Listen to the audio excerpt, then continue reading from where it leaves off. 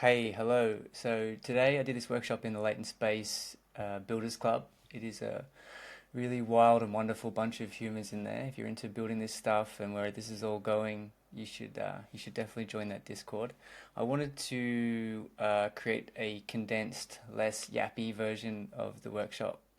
Uh, Basically, anybody who has already uh, downloaded the app or the open source repo that I created. It should be interesting as well because I'm basically going to explain to you how this looks in practice, implemented in a different use case, and also just interesting for anybody who has questions about externalizing context, and then maybe they're unsure, maybe you're unsure about how to structure that context, or maybe you're interested in implementing this for enterprise client work, yada yada. So this is the debate. This makes people so angry. Uh, it is somewhat religious. So on the one side, you have people who really just think that you just need this kind of uh, flexible, flat folder file system structure. We're talking here about how you externalize your context. And then on the other side, you have like graph religion. Uh, this is not everybody that has this opinion, but there are some very strong beliefs, and it does get a little bit religious. So I'm obviously interested in this because this thing that I've built, which is fully open source, if you want to use the open source version, or there's a Mac app as well. It's basically just a pretty database, a SQLite relational database, very simple with some really good ingestion pipelines that help you kind of build context in this more structured way. So I'm interested in this debate. Uh, the debate gets heated, right? These are some recent tweets. Somebody's presenting, I guess, like a very highly structured set of skills. If you haven't heard of skills, go and look it up. And then the other post, which I thought was quite good, is basically the person explaining that what you've essentially built is a shitty database. So this is a post I always come back to. It basically explains this idea. If you don't understand how databases work, you're probably going to end up building a database that's far more complicated than it needs to be. This is exactly what I did. I tried to develop a highly structured set of Obsidian files with a lot of backlinks, and it was just a big fucking mess, and I should have just started with a database, but that's how you learn. I also post about this stuff in Reddit, in some subreddits, and most of them receive my suggestions really well. I'm trying to share that I think it's good for most people in most cases. A better abstraction than Obsidian and Markdown files for personal knowledge management is a simple relational database. In some subreddits, I got absolutely roasted. So just to give you an idea of what's going on. So what I want to share with you is not my framework, or not this open source framework, but an implementation of this for the latent space community. I want to kind of put it to the test to see how this performs in an actual enterprise use case with an actual business. So let me explain to you the simple idea. I know that a lot of people have this idea. It's helpful for me because I get to explain it. I'm not sure it's super obvious to everybody. So this is my diagram here. Basically, I think people over-index. I shouldn't excuse the pun there. I think people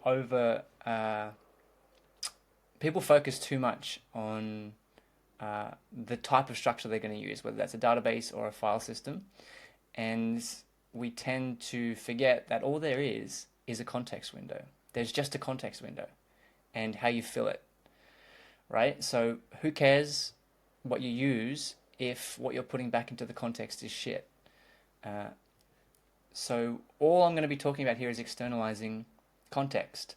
So on the one side here, basically my thesis, and I think the thesis for a lot of people, is that more and more people are going to be interfacing through AI, whatever surface that is, whether that's a coding agent, whether that's a vanilla language model, and that system that you're interfacing through has a context window. And you basically want that system to be able to go out and interact with an external context corpus, let's call it, and pull stuff back into the context windows in the most efficient way possible. So whatever the problem is that you're trying to solve, whatever the question is, you want the agent to be able to go to this external context corpus and pull the correct context in. Not too much, but just the right amount. And then I think this gets more interesting, because what you also want is you want that agent to be able to write back to that corpus so that the next time this process happens, it is more seamless and it makes it more efficient. So this here, I think this is the important part to start getting an idea for what I'm trying to say here. So this here is the external context corpus. And what you basically want to be able to do is enforce some structure. So you can do it with documents, files and folders. I think you can do it better with a database. You want to enforce structure because that enables a couple of things. It enables the agents that you're working with to be able to read from that context corpus in a more efficient way if things are organized well. And it enables the agent to write back in a more structured way. And I think it's also a forcing function for how you interact with your external context, right? If you have this enforced structure, it forces you to think about what you want to store in that context corpus. Okay, so for personal knowledge management, that might be, okay, how are you separating or distinguishing between ideas and insights and memory, or chat conversations you're having with different language models, or the projects that you're working on. I'm really interested in that. Obviously, this becomes even more important for businesses. And then on the other side, you obviously want to have some kind of ingestion process where you're able to automatically push information or context that could be relevant into the external context substrate in a way that's also structured. Okay, I think things get more interesting because where this is all going is going to look more like this. Which is to say, we're going to have, like, this is the year of the sub-agents. You're going to have more and more parallel agents running all the time at every step of this process, right? So we can already see this happening, where you have multiple agents that are reading, writing to and from this external context substrate, and they're refining the data in many different ways. So this is why I think structure probably becomes increasingly important. Having said all this, at the end of the day, the name of the game is, how do you fill this context window? Whatever problem you're trying to solve, how do you fill the context window in the most efficient way? My argument here is, for as long as we remain in the paradigm of transformer architectures, I think it's going to be the case that even if you have an infinite context window, you still want to think carefully about how you fill it. If you fill it with a bunch of irrelevant shit, then you're not going to be able to solve the problem at hand.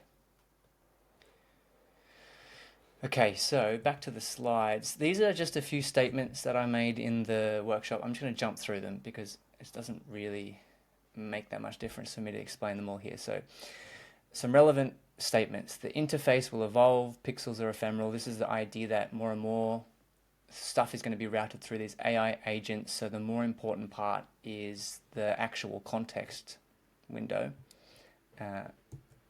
Context window is the bottleneck. So the main constraint is not files v database, it's actually how efficiently you can get the right context into the model. Sometimes it's going to be a file system and folders, sometimes it's going to be a database, maybe sometimes it doesn't even matter.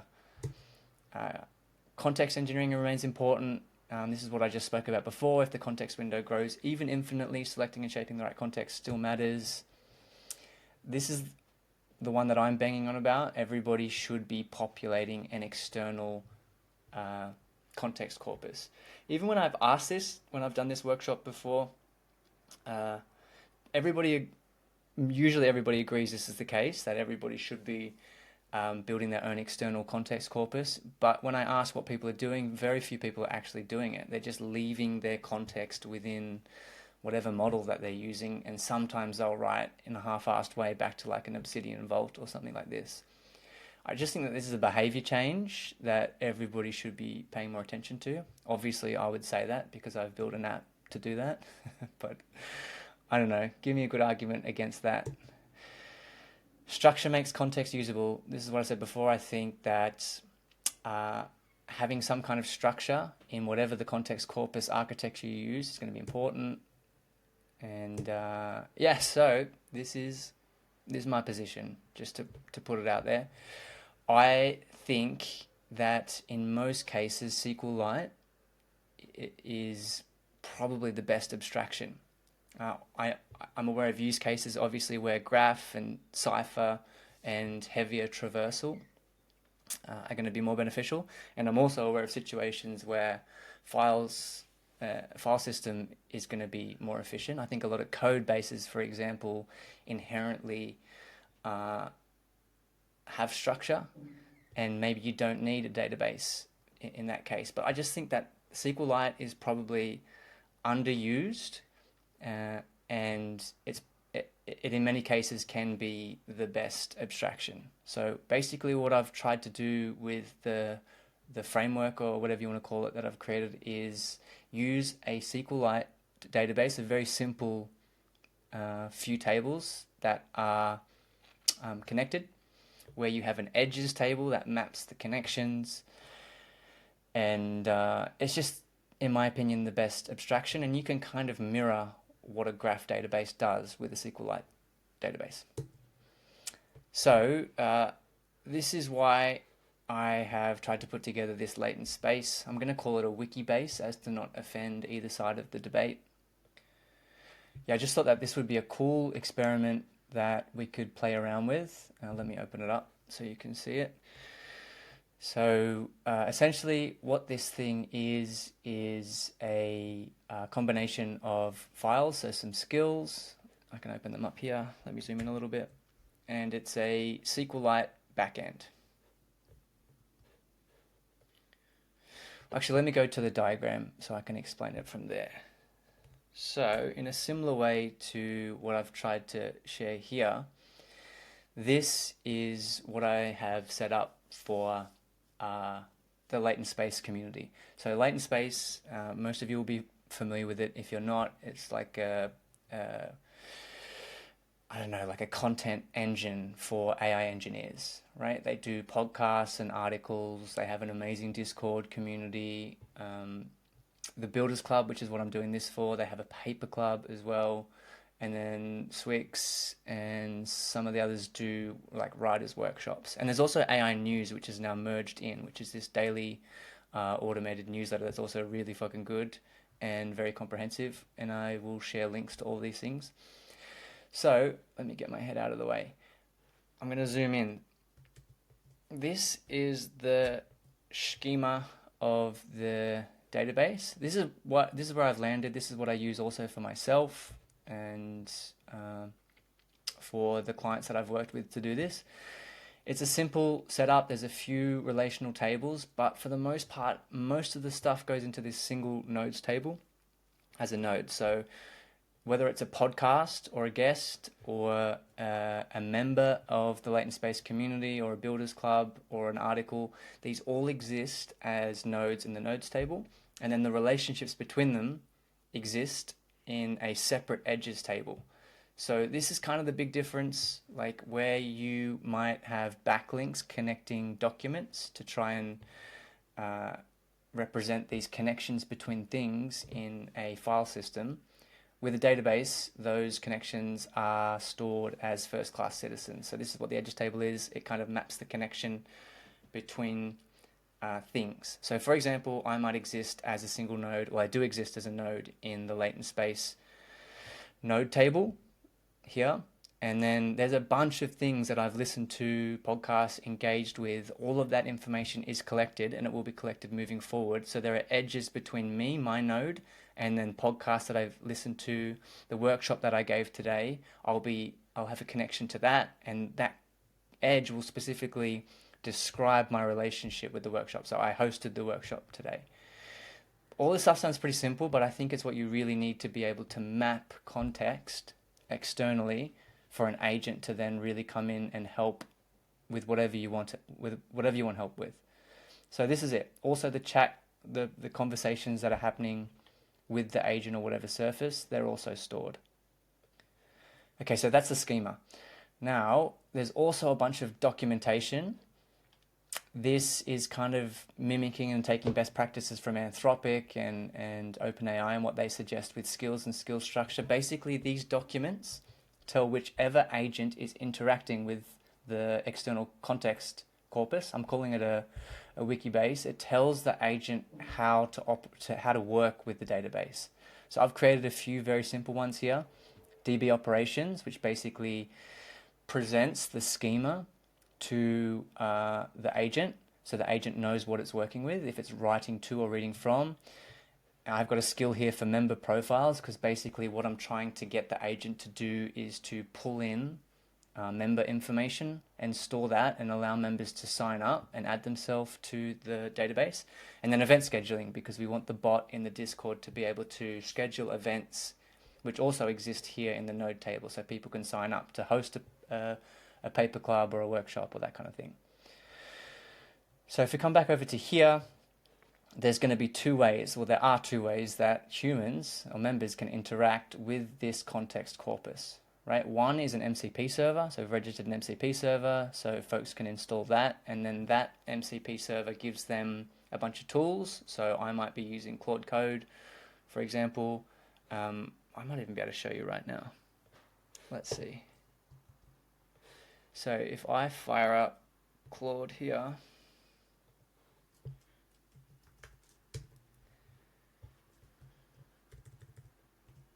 and then I open up, how do I do this? MCP, you can see here I've connected the server, and here are the tools that I have. So if I'm just using my coding agent, I can plug straight into the Latent Space context corpus or the wiki-base, and I can pull context. So what were the most recent podcasts, or like, sign me up to do this workshop, or tell me what happened in the most recent podcast, or update my member profile. I can do that all. I can do all of that from my coding agent. I hope you could see that. And then we've also created a Discord bot. So in a very similar way, you can go into the Latent Space Discord, which I should try to show you that as well, and interact with the bot. So the bot will allow you to ask questions about podcasts or papers or articles, or sign up to host a builders club or a paper club, any of this stuff. And it can write to the, sorry, let me say that again. It can read from the context corpus, but we're trying to be careful, obviously, with what you can write back to the context corpus. So we have some guardrails for that at the moment. And then on the other side of this is this more deterministic ingestion process, where we've set up a cron, and every hour it will look to see if there's been any new podcasts or workshops or anything, and it will pull that stuff into the context graph. I shouldn't call it a graph, into the wiki-base, and it will run it through this enrichment process. This actually happens on both sides. So eventually I'll be able to tell the agent to add something into the context graph, and it will go through this enrichment process where the text is chunked. If it's a longer transcript or something, it's chunked and embedded. Everything is embedded at the node level, which I'll explain in a second, and then also chunked and embedded into the chunks table. And then it extracts, so every 30 minutes, it will look at whatever was added. It will extract entities, so that might be a host, a guest, a theme. It will see if those entities exist already in the DB, and it will try to match them up. So it's creating these connections automatically. All right, so I'm not going to go through everything that happens here, but I'll just go through the main parts. So the ingestion I just spoke about. Anything else important in here? Yeah. So let me go to the indexing and the search part, because this starts to, I think, illustrate where I think the structure, the more structured approach wins out. So indexing. this is happening on a couple of different levels. So whenever something is being added into the Wiki-Base or the context corpus, a couple of things are happening, right? First of all, things are being embedded at the node level. So if we come back here and let me show you the structure again, this is why I was saying that everything goes into the nodes table. So the title and the description of what the thing is embedded into the nodes table. And then there's also an embedding that goes into the chunks table. So if it's a long podcast, for example, there might be 20 or 30 chunks that break up the transcript into those sections, so that if somebody wants to ask a very specific question, like what did this person say about the Anthropic auto research repo, it can pull that exactly for the person. It's going to run that vector search on the chunks table. But if somebody's asking a general question, which is the case a lot of the time, the agent just needs to search the nodes table, and having that index performed just at the node level is often enough, with some caveats that I just wanted to share. So the first job is the node level embedding, then it's the chunking that I just spoke about, which will split up the longer form podcast, article, whatever it is. 3 indexes, the vector index, FTS5, and then also the B-tree search, which is just the standard index. So obviously you can't really do this. I mean, you can strat things or bolt things onto a file system, but if you want to start doing this granularity of indexing and search, which is not that confusing. Oh, my phone is ringing. Shut up. Oh yeah, I forget what I was saying. Yeah, not really possible file system.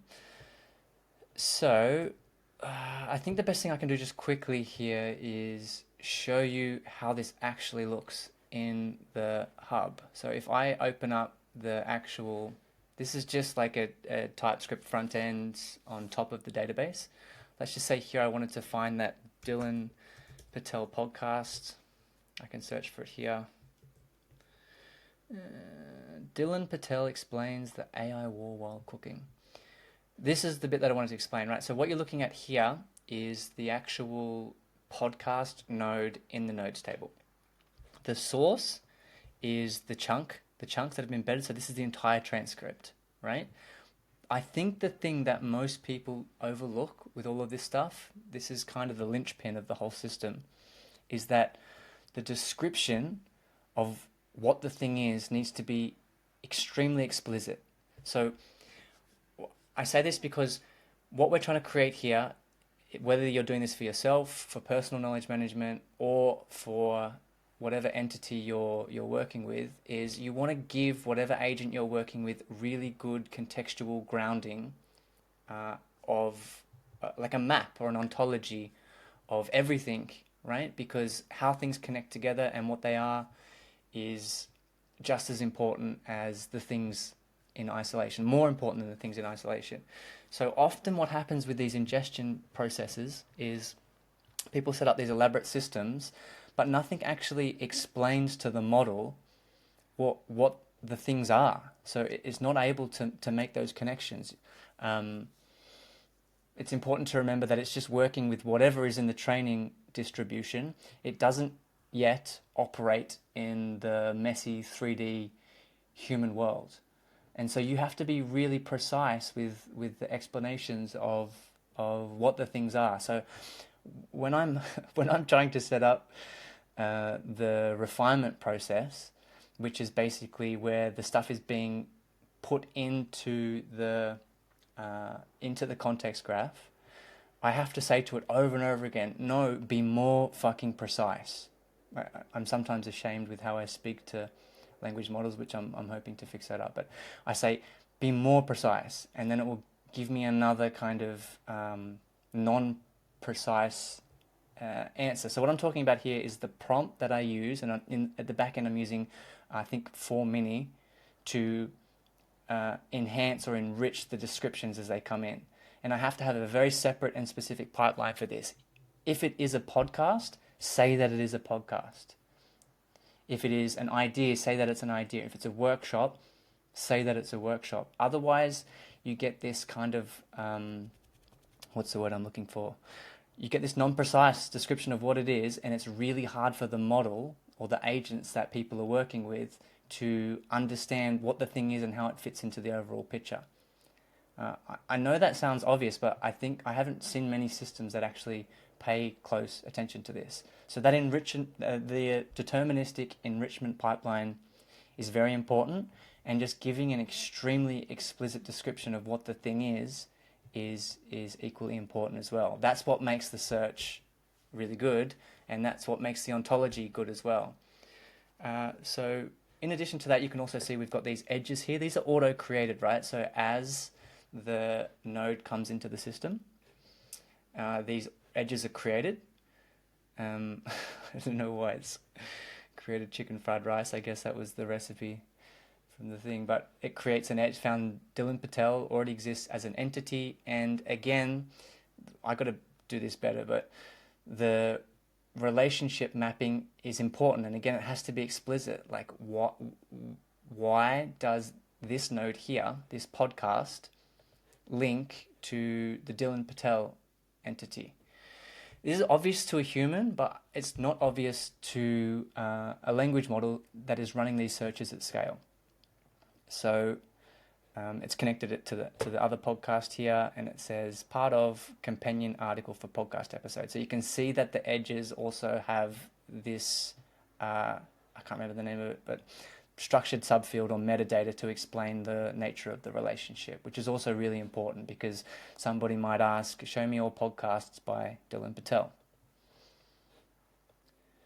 Okay, so just while I'm here, I'll also show you the skills that give you an idea of how the documentation interacts with the database. So I've created a few skills. They probably could be better. I tried to follow kind of the playbook that Anthropic just released on the front matter, and also kind of what OpenAI did with their long-running the repo they created, where there was no human interaction, and they basically found that they had to structure the documentation in a very specific way, in a hierarchical way. So that's why I've created this here. There's a start here skill, and that skill basically shows the agent what's in the Wiki-Base. It shows it the schema, what's in the Wiki-Base, and what and how people are going to be interacting with it. So this here is specifically for the agent. For the slot bot that I created, this guy here. So this is a Discord bot that is embedded in the Latent Space Discord, and members can interact with it, ask questions. And so these skills are specifically for the slot bot. It tells it the schema, the types of stuff that goes into the context graph, how it can interact with the context graph, and the schema is actually here in the DB operations. Maybe it doesn't need the schema. If it does, it knows how to search for the schema here. And then obviously when there's some more information on how it can read from, write to, and schedule events as well, because this is a big part of what the bot can do at the moment.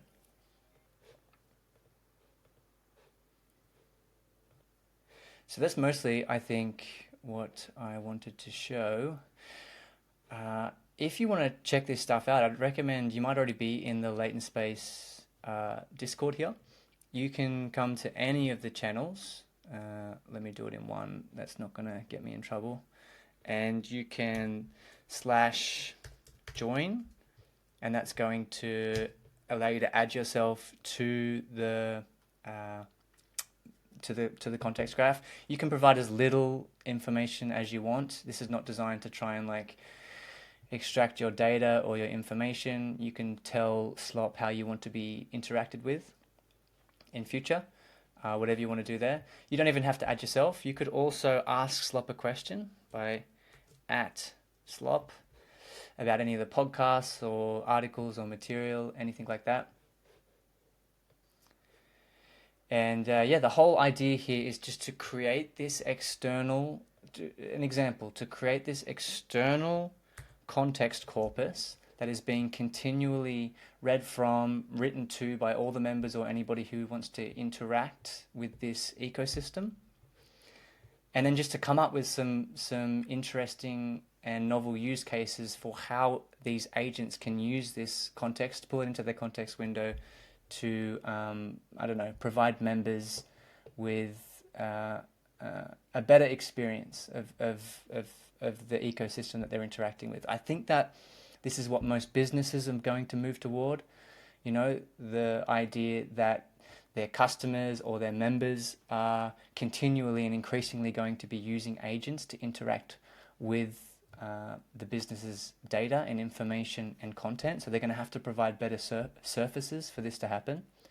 And then it's also the case that consumers are going to expect that businesses do this as well. And then I also just think that this applies to the individual level as well. We're all going to have our own external corpus of context. I think that everybody should be owning their own context. That's just my opinion. So we're all going to have our own external corpuses of context. We're going to interact with the agents, with our own agents. Our own agents are going to pull from our personal context, and then they're also going to pull from the context of whatever we're interacting with, whether that be a business, a content, community, whatever that is.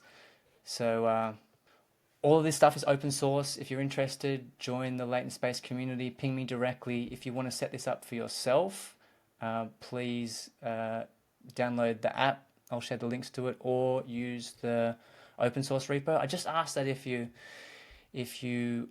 fork the repo and use it, it's fully open source. Just ping me. I just want to know how it goes, so I can make it better. And contributions are very much welcome.